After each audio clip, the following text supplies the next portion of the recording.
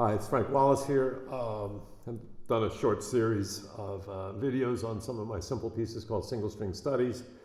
In it, we talked about rest stroke of the thumb, free stroke of the finger, rest stroke of the finger, free stroke in the thumb. So what I wanted to do right now is just give you a brief introduction to a very simple but profound exercise that I give my students and try to remember to practice myself, because it's something that doesn't come totally naturally. And that is playing with different dynamics in the fingers and the thumb. So what I mean by that is it will give you a very simple demonstration. There are three basic combinations. Rest stroke on the bottom, free stroke on the top, two free strokes, or the opposite, rest stroke on top and free stroke on the bottom. You can do two rest strokes at once also, though I've found that it's not comfortable. I can do it, but it doesn't seem to have much use. I'm sure you could find some place where it would be great. But, so let me demonstrate. It's important to practice the fingers separately and then together. The point is to learn how to do it together. So the thumb rest stroke, I will do the opposite. The finger rest stroke, the thumb free stroke. And right now I'm associating deliberately rest stroke with being loud, free stroke with being soft or medium loud. So we've got loud and soft, loud, soft.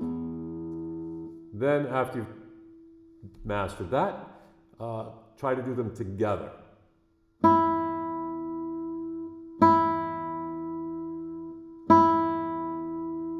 Like so. You'll find it amazingly difficult if you've never done it before.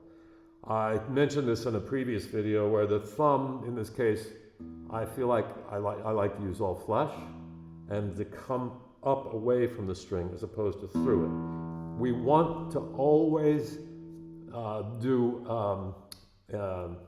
motion opposing thumb and fingers. So we want to squeeze with the same force, which you can do when you do them both free stroke. So now they're both equal, both mezzo forte, let's say. And that's the most natural thing to do. But it's more unnatural, but more musically sophisticated to play loud and soft at the same time. The same, and then the opposite. You can hear a huge difference between this and this, right? So then you have to go back and forth.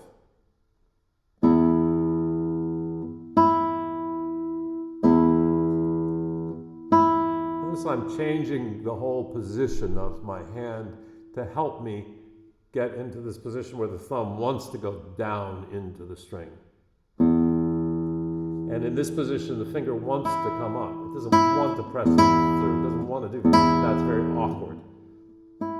So that comes up lightly, and that goes through firmly. I don't like to think of it as powerful necessarily, but firm. And I'm feeling the pressure. I'm feeling the resistance that the string gives me, and then releasing the string. So together, the opposite.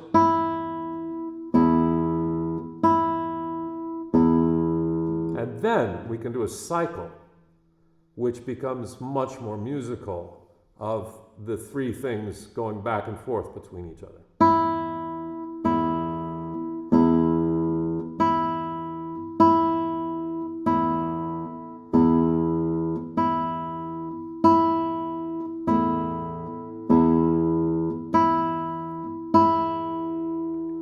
And if that becomes comfortable, you can add a few more notes so that what we now experience is a crescendo in the bass going against a decrescendo in the melody.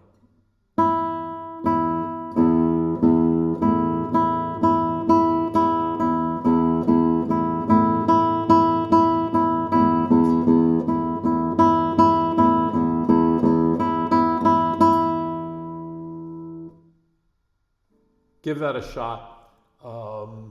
I'll put together some examples of pieces in which I use that technique in the next video. Just work on that a little bit alone. Don't even think about your music at first. I will add one statement, which is there's an argument I've heard that asks the question, if you can hear it in your mind, you can do it. I think the opposite is more true. If you can do it, you can hear it in your mind. I've given this exercise to many people over the years, and found that there are certain people that think they can hear it, and then attempt to do it and realize that they're not actually really doing it. So makes me wonder, are they really even hearing it when they listen to music and things? What I'm suggesting is that the body and the mind and the ear are all, well, really three different things. The ears are connected to the mind, of course, but there's the conceptual mind, the actual sensitivity of the ear, the brain, processing sound, and then there's the physicality of it. So if you experience the physicality of it and hear the result, you've got this confirmation that you're doing it right. If it's all in the mind, you can deceive yourself as to what you're actually hearing. These are very important principles. We'll talk about them some more in another video. Thanks very much.